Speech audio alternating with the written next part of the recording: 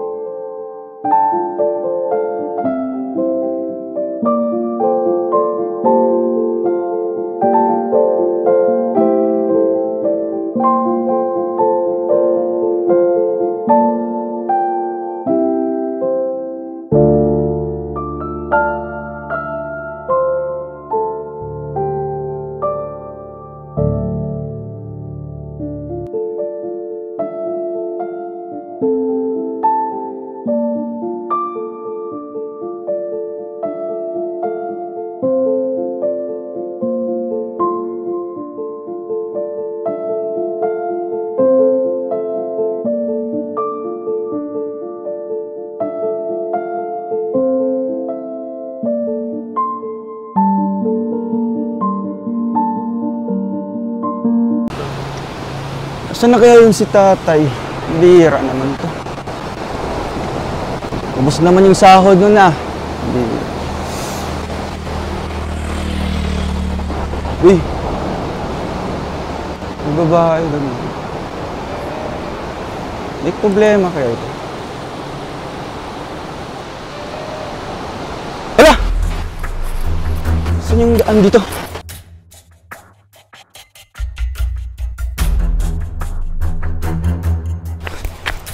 Ganda pa naman, oh! Miss! Pambihira! Miss! Ano ba? Ano, magpapakamatay ka dito? Tingnan mo nga ako kay LPA nga ngayon. May bagyo ngayon, miss. Pinagbabawal dito na pupunta. Ano, may problema ka ba? Naglalakad-lakad lang ako dito, oh. Ang bihira. Bakit ba nandito ka? Hindi. Naagam yung atensyon ko. Ano na ako, naghahanap ako sa tatay ko. And then, siyempre nakita kita dito. Ganda ka pa naman. Hindi naman ako tatay mo. Hinahanap ko nga si tatay ko doon. Eh, bakit andito ka? Ano, papakamatay ka dito? Tatanong ka pa eh. Wala ka rin naman may tutulong. Hindi, nag-aalala lang ako sa'yo. Siyempre, di ba? Walang tao dito ngayon. Kasi nga may bagyo. Pinagbabawal ang pupunta. Eh, ikaw pupunta ka dito. Ano, papakamatay ka dito sa... Papalunod ka. Ano ang problema mo? Basta. Sino ka ba? Ay, miss, ako pala si Lando. Ano pangalan niyo po? Ako si Maya. Uy, ang ganda ng pangalan ah. Bagay na bagay. Siyempre, pag sabing Maya, maganda talaga yan. Pero bakit nga, miss? Bakit napunta ka dito? Alam mo naman na napakadelikado ng lugar na ito. Basta. Miss, tayo lang naman nandito. Pwede kang mag-share sa akin. Pwede kang magbahagi ng buhay mo. Napakabilis naman yata kung magaganto ko sa'yo. Ay, sa bagay naman. Kakakilala lang natin, ikakanto ko sa'yo kung anong problema ko. Kung bakit ako nandito. Pero, pasensya kanina. Akala ko kasi anong gagawin mo dito eh. Eh, napatakbo ako doon. Alam, masakit ba yung pagkano ko kanina, paghahawak? Nakakagulat ka nga eh. Sorry. Medyo, siyempre, nag-aalala din ako sa'yo. Napakadelikadong lugar ito. Buti na lang, hindi kita nasuntok. Miss, nag-aalala lang ako sa'yo. Bakit ka naman mag-aalala? Eh, naglalakad. Siyempre, ikaw lang naman nandito. Wala na ibang tao. So, sino pa bang tutulong dyan? Naglalakad lang ako. Nakikita mo naman, di ba? Yun na nga, pasensya na. Nasobrahan yung pagka-OA ko. Buti alam mo. Sinasayang mo yung imut ko dito eh. Sorry. Pero, grabe. Salamat dahil nakilala kita. Kanina ko pa hinahanap si tatay ko doon. Bira. Ubos naman yung sweldo ngayon. Bakit? Sakura na eh. Singkero kayo si tatay Andoy na yun. Kaya nung naglalakad-lakad ako dyan, kasi siyempre gutom na. Kaya nakita kita. Oh. Medyo nawala yung gutom ko. Grabe naman Ay. yun. Pero miss, Ano bang mga alaala na nandito ngayon? Anong natatandaan mo sa lugar na ito, sa Bagasbas? Ba't gusto mong malaman? Baka siyempre baka may pwede kang share sa akin. Handa naman ako makinig. Nakapagbigay ako ng kunting payo, di ba? Kasi alam ko may problema ka talaga. Ba't alam mo? Manghuhula ka? May salamin ako dito, tingnan mo yung mukha mo dyan. Oo, di ba? Alin? Smile ka naman ng konti. Biro. Ang cute mo pala pag naka-smile. Uy, kinilig siya. Sinabihang maganda. Pero totoo naman. Di naman. Ay, Bulero ka. pero totoo naman talaga. Kasi nakatalikod ka pa lang kanina, alam ko maganda ka na. Eh, grabe, sakit ka ng paa ko kanina. Bigla kong tumakbo doon, no? Buti hindi ko naapakan yung ano doon. Gutom lang yan. Kaya nga, Masyado sobrahan kang- ako. Gusto kong kumain sa unahan, wala akong pera. Si Tatay Andoy, ubos na Nagugutom naman. ka? Yun na nga, nawala na yung gutom ko. Nabusog ako nung nakita kita. Ay, sorry po. Patawa ka talaga, no? Pero, ano ba talaga yung pakay mo dito? Bakit napunta ka dito? Sino kasama mo? Ito kasi ang paborito kong lugar kapag nalulungkot ako. Di ka tatakot? Ikaw lang mag-isa? Tingnan mo yung attire mo ngayon, no? Tingnan mo yung itsura mo. Bakit? Pangmayaman. Ang mayaman? Oo. Eh, alam ko sa'yo yung nakapark doon na Fortuner, oh. Diba? Paano mo nalaman? Siyempre, yayamanin. Maya, di ba? Maya, yayamanin. Diba? Maganda. Grabe, ano? Pero Bilis mo bakit? naman makabuo ng words. Ay, hindi naman. Siguro sa gutom lang ito. Pero bakit? Bakit nagiging ano siya? Nagiging Nagiging? yung marami kang alaala dito sa lugar na ito. Ano bang meron? Nakikita mo ba yan? Ano yan? Ay, yung lumang bahay na yan. Yan kasi yung dating bahay namin. Ay siya, laki ah. Nung nabubuhay pa si Mama, naalala ko yung pagsasama namin dyan nila Daddy. Sobrang saya. Ay so, wala na si mama mo? Ay, hindi. Buhay. Kasabi ko lang, di ba? Hindi. Pero sino kasama mo dito ngayon? May, Wala, may nakita ka bang kasama ko? sino nga ang kasama mo sa bahay na yan dati? Kami nga, nila Daddy. Ano ka ba? Ulit-ulit. Hindi, basta At hindi ikaw ako, magsabog. hindi ako mag-get over. Grabe, laki pala ng bahay niyo noon. Kaya siguro malaki yung alaala na nabuo dyan. Siyempre, Sobra. si mama mo. Tsaka bakit nandito ka? Yun na nga, nahanap ko si Tatay Andoy. Eh, ito sa namin si Tatay. Konting sahod, iniinom. Ang bihira naman yung si Tatay na yun. Dapat sana pambili yun ng bigas namin eh. Eh, sa pagkakaalam ko, doong parte na yun na bar na yun, oh, andun siya. Kaya, pupuntahan ko. Kahit makahingi man lang na pambili namin ng bigas ngayon. Ano bang trabaho ng tatay mo? Eh, parehas kami sa construction. Eh, si Tatay Andoy naman ay may mga bisyo. Di ba Eh, sabi mo kanina wala kang pera pang kain? Yun na nga, nabubusan ako ng pera dito. Ang pera namin na sinasahod namin dalawa, andun kay Tatay. Eh, tinangay niya, andun sa kainuman naman, ang bihira. Pag makasahod na yan, magkaroon ng pera, eh, talagang pupunta yan dyan. Dahil siguro yan sa ano, pagkawala ni Mama, naghiwalay kasi yan sila. Gusto ko sana sumama kay Mama, eh, ayaw ni Tatay. Gusto niya kasama ako sa construction. Bakit? Anong sanhi ng paghiwalay nila? Dahil din sa bisyo ni Tatay na yan. Ating kami na umuwi, sinasaktan pa si Mama. Kaya mas piniling iwan na lang. Eh ako, boto naman din ako kay Mama. Kung gusto ko lang, umabol doon sa Maynila. Eh si Tatay naman, kawawa din, maiiwan dito. May sakit pa naman yan si Tatay Andoy. Anong sakit?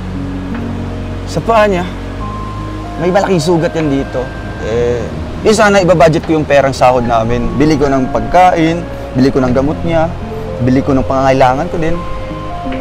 Eh, ayun, napunta sa kainuman. Eh, medyo napahaba na yung ano ko, kwento ng buhay ko. Basta ngayon, hanapin ko yan, kahit abutin ako ng gabi dito sa Bagasbas. At man lang makaabutan ko kahit mga 50 pesos dyan. O ikaw, Ano? kumusta na yung buhay mo? Okay naman. Simula nung pagkamatay ni mama mo, anong nangyari? Siyempre, ito, malungkot.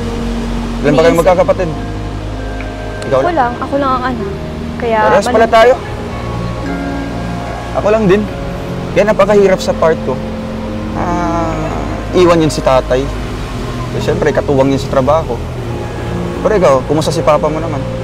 Ayun, busy lagi. So malaking ano bang negosyo ni tatay mo?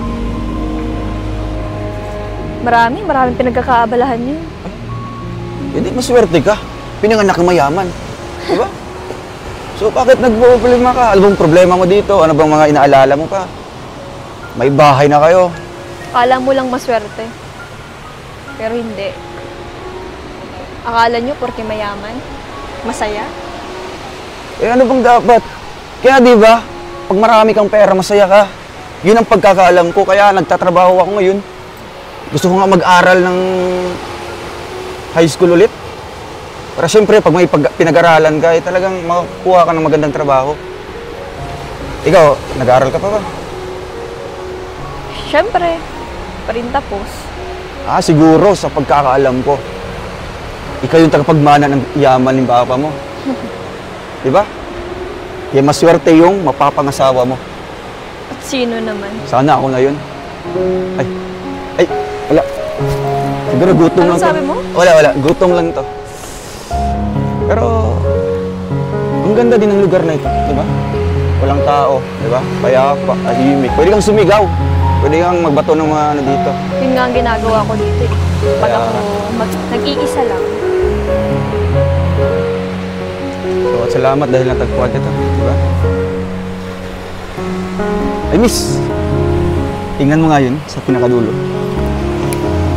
Marap ka. G. Saan mo naman nakuha yan? Kahit saan na yan. Alam mo naman na handa tayo dyan para... Di ba? Gusto na ba yung kulay? Amuyin mo nga. May buhangin? Sorry, andun ko yung pinulo to. Bira. Ano ka ba naman? Pero, anong oras na ba, miss? Baka pagalitan ka ni papa mo. Sus, hindi. Hindi ako hahanapin. Busy yun lagi sa trabaho niya. Tsaka kung hanapin naman ako, wala naman siyang pakialam. Nasa tamang edad na ako eh. Pero miss, ilang taon ka na ba? Basta, Ilang taon na nga. ngayong taon magtatapos na din ako ng pag-aaral. Wow, grabe. Sana ganyan Kaso din nga ako. lang, Bakit? nakaka-stress. Bakit na-stress ka? Nakaka-pressure. Kasi, after makagraduate, syempre, yung business, hindi ko nga din na-enjoy. Kasi after ko makapagtapos, trabaho agad. Pero, Kasi, yung daddy ko kasi, puro business siya eh. puro negosyo. Syempre, ganun talaga. Yung, siyempre, mas maganda yan sa'yo, di ba? Kasi, araw-araw may kita, di ba? Kaya mong bilhin kung anong gusto mo. Ganyan ba?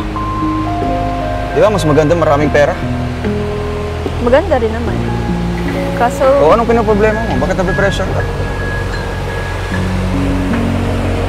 wala. Basta, ang dayo mo naman tanong. Parang gusto mo yatang halughugin lahat ng... Gusto ko lang alamin yung buhay mo, siyempre, di ba? Gusto kong malaman kung ano ba talaga yung estado ng pamumuhay. Kasi sa amin, ewan ko kung makapag-aral pa ako ulit. Bakit? Gusto ko nga mag-aral ng high school ulit kasi natapos. Sa susunod na taon, magtatapos na sana ako ng kolehiyo. Kaedad lang pala tayo ah. Yun nga ang problema. Nung pagkahiwalay nila mama at papa, hinto naman ako sa pag-aaral. Siyempre, walang pambaon, layo ng paaralan. Walang pera, walang maayos sa trabaho si papa.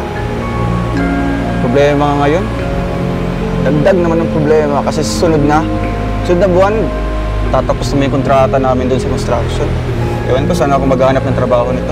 Tamang-tama. Eh, bakit? Naghahanap kami ngayon ng trabahante. Uy, Baka gusto mong pumasok sa amin. Ang tanong, kaya mo ba? ay, kailangan mo ba itanong yan? Kayang-kaya yan. Anong mga napagdaanan kong trabaho? Kita mo yung bagaspas, ang haba. Oh. Kami nagtrabaho niyan. Yung bahay na yun, Oh, diyan kami nagtrabaho ni Papa noon. talaga? Eh, simulang bata pa ako, sinasama na ako ni Papa. Yung sa amin kasi, hindi Ano bang trabaho doon? hindi basta-basta yung pagtatrabaho sa amin. Siyempre, yung iba, di ba, pwede kang umalis ng basta lang sa trabaho. Kung kailan mo gustong umalis, kung kailan mo gusto mag-resign, pwede. Pero sa amin kasi, maano yung kontrata. Kontrata? Malaking construction kasi. So, malaking construction na company? Oo. Okay yan. Kaya mo ba? Kakayanin ko para sa'yo, miss.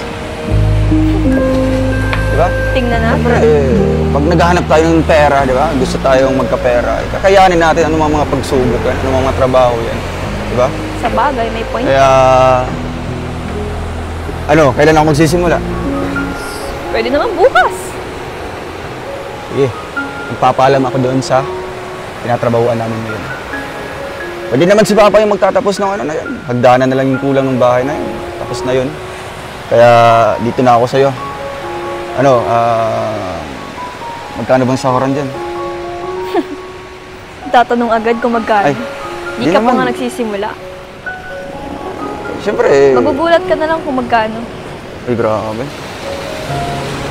Excited na ako. Palagi ka bang andun sa construction site? Kasi gusto kitang makita araw-araw. Ay, hindi. Gusto kitang, siyempre, makausap, di ba? Mga ganitong kwentuhan. Siyempre, minsan kapag walang masyadong ginagawa, siyempre dinadala yung construction. So, dinadala mo yung mga ginagawa namin, mga building, ganun, mga Oo. pabahay.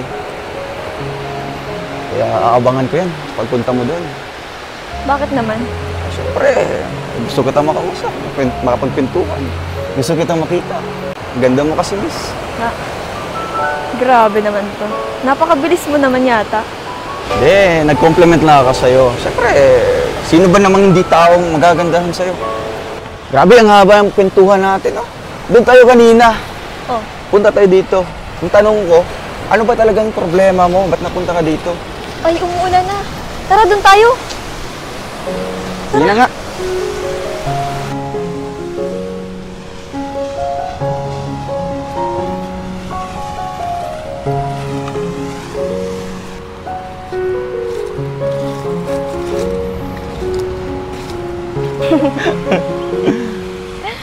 Ikaw na muna. Ikaw na. Ikaw na. Sige, ganito na lang. Ano, pwede? Sige na nga. Tara na, umuulan na.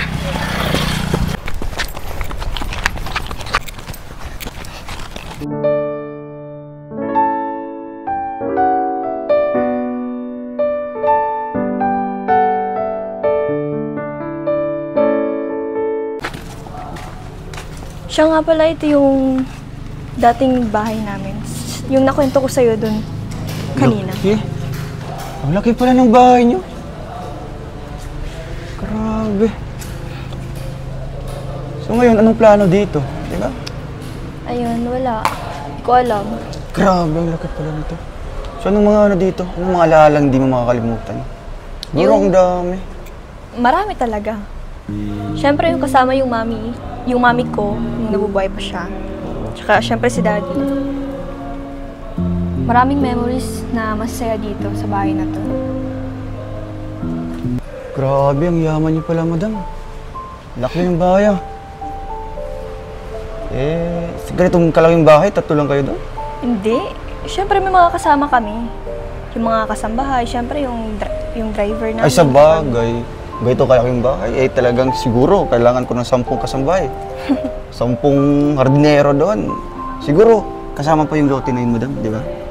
Sa inyo po yun. Oh, grabe. Yaman mo pala. Di naman. Sakto lang. Yes.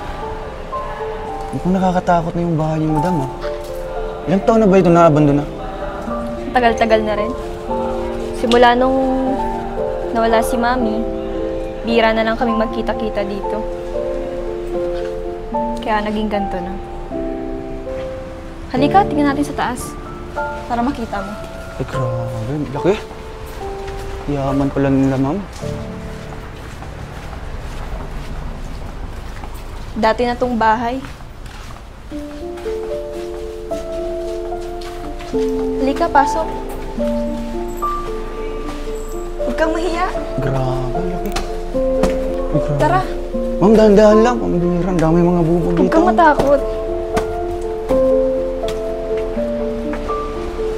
Ay, grabe. Ang ganda pala dito. Wow. Ang daming kwarto. Siguro, madam. Isa ito. Yung kwarto siguro mo yan, di ba? Laki, oh. Grabe, ang ganda. Ganda talaga. Nakita mo yun? Sobrang ganda, di ba? Ang ganda talaga. Siyempre. Ang ganda ng kasama ko. Bolero ka pala. Ano, masama akong sabi ng totoo.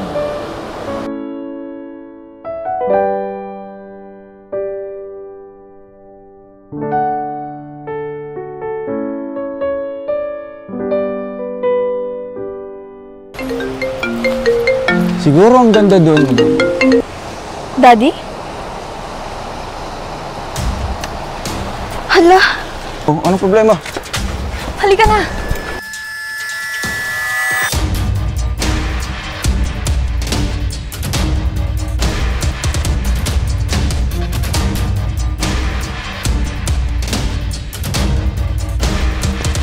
Oh, bakit ba?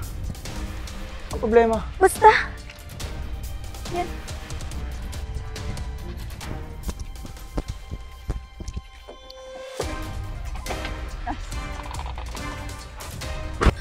Hala, Yaya, patay tayo! Hala, bakit?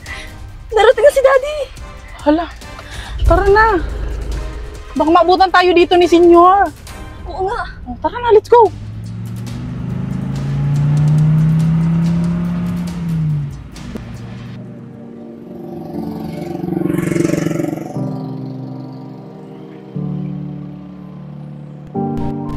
Ay, salamat. Iniwan ng kontak.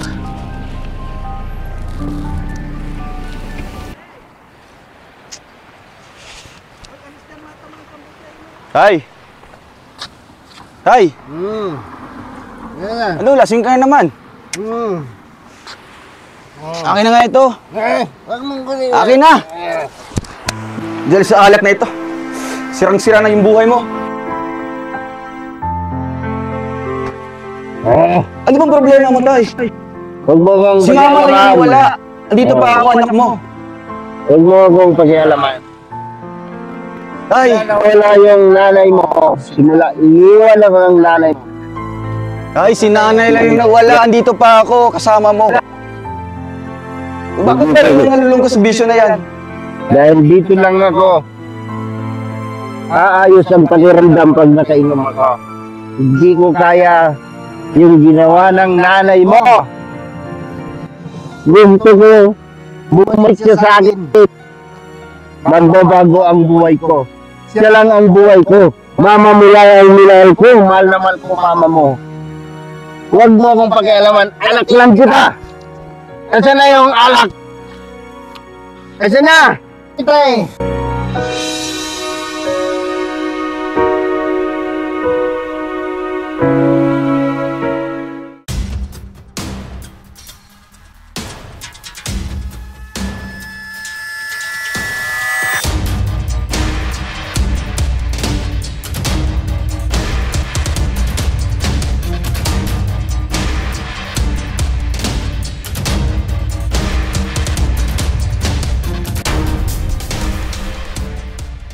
So ayun po mga kalingap, sana nag-enjoy kayo sa inyong napanood dito sa part 2 po ng Rochelle serye. At nandito po mga kalingap, ipapakilala ko ang mga karakter natin. Unang-una, si Ate Glyza Barona Official as Yaya, Ninong as tatay ni Lando, sorry. At si Justin as cameraman, si Rudy, and syempre, ang prinsesa, si Maya, and si Lando, grabe. And Kuya Regan as Senyor Gustavo. And Kuya Marios Vlog as Yoyong. And Kalingap Victor as Tito Vic. And last but not the least, Kuya Regan, tapos si Kuya Jan Rivera. Ulit. And Berto. And last but not the least, Kuya Jan Rivera official as Berto, the driver na laging late. Maraming salamat po mga kalingap. Bye-bye! Sana mag-enjoy kayo! Bye-bye!